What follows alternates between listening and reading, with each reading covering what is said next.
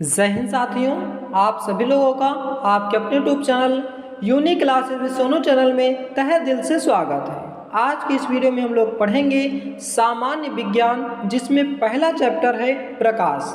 हम लोग रेलवे से संबंधित जितने भी एग्जाम हैं सभी एग्जाम्स को देख करके यह सामान्य विज्ञान का टॉपिक स्टार्ट किया है और अन्य सभी एग्जामों में जिसमें भी साइंस पूछी जाती है सभी एग्जाम के दृष्टिकोण से बहुत ही महत्वपूर्ण वीडियो होने वाला है, जिसमें थ्योरी प्लस प्रीवियस ईयर को डिस्कस करेंगे।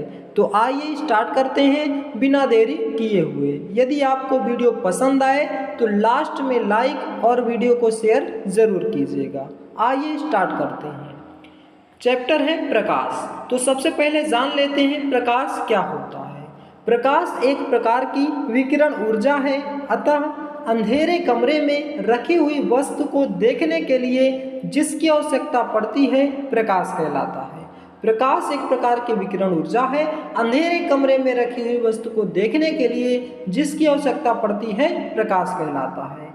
निर्वात में प्रकाश की चाल 3 × 10⁸ मीटर प्रति सेकंड होती है और इसका प्रकाशित तरंगदैर्घ्य 39 एंगस्ट्रॉम से 78 एंगस्ट्रॉम तक होता है। 1 एंगस्ट्रॉम बराबर 10⁻−10 मीटर होता है और प्रकाश सीधी रेखा में गमन करता है और प्रकाश का परावर्तन भी होता है, प्रकाश का अपवर्तन भी होता है, प्रकाश का विवर्तन, ध्रुवण और ये सब कुछ होता है। तो ये था प्रकाश से रिलेटेड महत्वपूर्ण तथ्य। अब आइए क्वेश्चन के माध्यम से और फिर इस पे थ्योरी को भी डिस्कस करते हुए आगे बढ़ते हैं। पहला प्रश्न, ऐसी वस्तुएं जो खुद प्रकाश उत्पन्न नहीं करती उन्हें क्या कहा जाता है? ऑप्शन ए पारदर्शी वस्तु, ऑप्शन बी पारभासी वस्तु, ऑप्शन सी अप्रदीप्त वस्तु, ऑप्शन डी प्रदीप्त वस्तु। तो कौन सा ऑप्शन इस प्रश्न का सही जवाब हो जाएगा? तो इस प्रश्न का सही जवाब हो जाएगा ऑप्शन नंबर सी, अप्रदीप्त वस्तु। अप्रदीप्त वस्तु किसे कहते हैं? ऐसी वस्तुएं जो खुद प्रकाश उत्पन्न नहीं करती, जैसे कुर्सी, मेज, दरवाजा आदि। प्रदीप्त वस्तुएं किसे कहते हैं? ऐसी वस्तुएं जो स्वयं प्रकाश उत्पन्न करती हैं, जैसे सूर्य, लालटेन, जलती हुई मोमबत्ती आदि। पारदर्शी वस्तु किसे कहते हैं? ऐसी वस्तुएं जिनके आर पार देखा जा सकता है उन्हें पारदर्शी वस्तुएं कहते हैं। और पारभासी किसे कहते हैं? यहाँ पे पारभासी लिखा है, पारभासी होगा। तो पारभासी वस्तु किसे कहते हैं? ऐसी वस्तुएं जो प्रकाश के कुछ भाग को स्वयं से बाहर जाने देती हैं, पारभासी कहलाती हैं। दूसरा प्रश्न, किस साल में ओल्डे रोमर ने इतिहास में पहली बार प्रकाश की गति को मापा था? तो किस ईयर में ओल्डे रोमर ने पहली बार प्रकाश की गति को मापा था? Option A 1776, option B 1767, option C 1876, option D 1676। तो कौन सा ऑप्शन इस प्रश्न का सही जवाब हो जाएगा? तो इस प्रश्न का सही जवाब हो जाएगा ऑप्शन नंबर डी 1676 में। नेक्स्ट प्रश्न है, अंतरिक्ष यान से अंतरिक्ष यात्री को आकाश का रंग कैसा दिखाई देता है? ऑप्शन ए काला, ऑप्शन बी नीला, ऑप्शन सी नारंगी, ऑप्शन डी लाल। तो कौन सा ऑप्शन करेक्ट हो जाएगा? यहाँ पे करेक्ट आंसर हो जाएगा ऑप्शन नंबर ए, काला दिखाई देता है। तो आइए एक्स्ट्रा पॉइंट की बात करते हैं। अंतरिक्ष यान से अंतरिक्ष यात्री को आकाश का रंग काला दिखाई देता है क्योंकि अंतरिक्ष में कोई वायुमंडल नहीं होता, इसलिए यहाँ पर सूर्य की किरणें अलग अलग रंगों में विभाजित नहीं होती। प्रकाश के प्रकीर्णन के लिए क्या होता है? धूल चाहिए होता है, धूल के कण, वायु चाहिए होता है, जो कि वहाँ पे धूल और डस्ट नहीं मिल पाता और वायु के कण नहीं मिल पाते, इसलिए प्रकाश का प्रकीर्णन नहीं हो पाता और इसीलिए हमारे आकाश का रंग काला दिखाई देता है। अंतरिक्ष से देखने पर काला दिखाई देता है। नेक्स्ट, रास्ते के पीले लाइट में किसका प्रयोग किया जाता है? ऑप्शन ए नियान का, ऑप्शन बी फास्फोरस का, ऑप्शन सी सोडियम का, ऑप्शन डी नाइट्रोजन का। तो यहाँ पे करेक्ट आंसर हो जाएगा ऑप्शन नंबर सी, सोडियम का प्रयोग किया जाता है। पीले लाइट या सोडियम वेपर लैंप में सोडियम का प्रयोग किया जाता है। इस लैंप में यू आकार की कांच की एक ट्यूब होती है जिसके सिरों पर 2 ऑक्साइड लेपित टंगस्टन इलेक्ट्रोड होते हैं तथा सोडियम धातु के दाने तथा नियान गैस इसमें भरी होती है। नेक्स्ट, कांच में प्रकाश की चाल कितनी होती है? तो निर्वात में प्रकाश की चाल अभी हमने पढ़ा था 3 × 10⁸ होती है, तो ये तो ऑप्शन नहीं होगा। दूसरा है 2 × 10⁸, तीसरा है 2.25 × 10⁸, ऑप्शन नंबर डी 1.96 × 10⁸। तो कौन सा ऑप्शन करेक्ट हो जाएगा? तो इस प्रश्न का सही जवाब हो जाएगा ऑप्शन नंबर बी 2 × 10⁸ कांच में प्रकाश की चाल होती है। यहीं पे अगर हम जल में प्रकाश की चाल की बात करें तो ऑप्शन नंबर सी हो जाएगा 2.25 × 10⁸।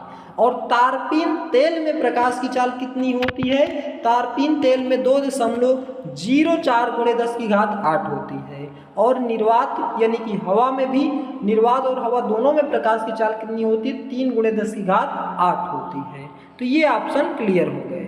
नेक्स्ट है, जब प्रकाश विरल माध्यम से सघन माध्यम में प्रवेश करता है तो क्या होता है? ऑप्शन ए, इसकी गति पहले कम होती है फिर बढ़ जाती है। ऑप्शन बी, इसकी गति बढ़ती है। ऑप्शन सी, इसकी गति कम होती है। ऑप्शन डी, इसकी गति पूर्ववत रहती है। तो कौन सा ऑप्शन करेक्ट हो जाएगा? इस प्रश्न का सही जवाब हो जाएगा ऑप्शन नंबर सी, इसकी गति क्या होती है? कम होती है। जब प्रकाश विरल माध्यम से सघन माध्यम में प्रवेश करता है तो इसकी गति कम हो जाती है। नेक्स्ट प्रश्न, किसी माध्यम के प्रकाश को अपवर्तित करने की क्षमता को कैसे व्यक्त करते हैं? ऑप्शन ए, प्रकाशित घनत्व से। ऑप्शन बी, प्रकाशित द्रव्यमान से। ऑप्शन सी, प्रकाशित आयतन से। ऑप्शन डी, प्रकाशित भ्रम से। प्रकाशित भ्रम से। तो कौन सा ऑप्शन करेक्ट हो जाएगा? इस प्रश्न का सही जवाब हो जाएगा ऑप्शन नंबर ए, प्रकाशित घनत्व से। इससे हम क्षमता को व्यक्त करते हैं। नेक्स्ट प्रश्न, सीवी रमन के बारे में निम्नलिखित में से क्या गलत है? ऑप्शन ए, उन्हें 1954 में भारत रत्न से सम्मानित किया गया था, तो ये बात एकदम सही है। उन्हें 1954 में भारत रत्न से सम्मानित किया गया था। ऑप्शन बी, उनका जन्म 1888 तमिलनाडु में हुआ था, ये भी बात एकदम सही लिखी हुई है। ऑप्शन सी, उन्हें वर्ष 1930 में नोबेल पुरस्कार जीता था, तो ये ऑप्शन क्या होगा?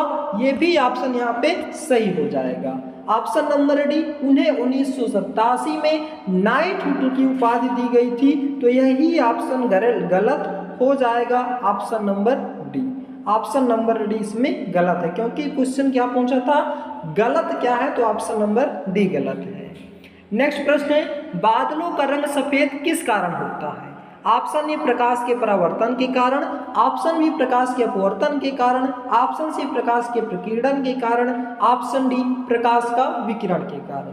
तो कौन सा ऑप्शन करेक्ट हो जाएगा? यहाँ पे करेक्ट आंसर हो जाएगा ऑप्शन नंबर सी, प्रकाश के प्रकीर्णन के कारण बादलों का रंग सफेद दिखाई देता है। प्रकाश का प्रकीर्णन किसे कहते हैं? वायुमंडल में उपस्थित विभिन्न प्रकार के पदार्थों के कणों द्वारा प्रकाश के चारों दिशाओं में फैलने की घटना प्रकाश का प्रकीर्णन कहलाती है। प्रकीर्णन के उदाहरण की बात करें तो आकाश का रंग नीला दिखाई देना, बादलों का रंग सफेद दिखाई देना। नेक्स्ट है, प्रकाश की एक पुंज की द्रव में तैरते कणों से टकराने के कारण होने वाले प्रकीर्णन से उत्पन्न चमक की प्रक्रिया को क्या कहते हैं? ऑप्शन ए, रमन प्रभाव। ऑप्शन बी, टिंडल प्रभाव। ऑप्शन सी, स्नेल प्रभाव। ऑप्शन डी, इनमें से कोई नहीं। तो इस प्रश्न का सही जवाब हो जाएगा ऑप्शन नंबर बी, टिंडल प्रभाव कहते हैं। टिंडल प्रभाव किसे कहते हैं?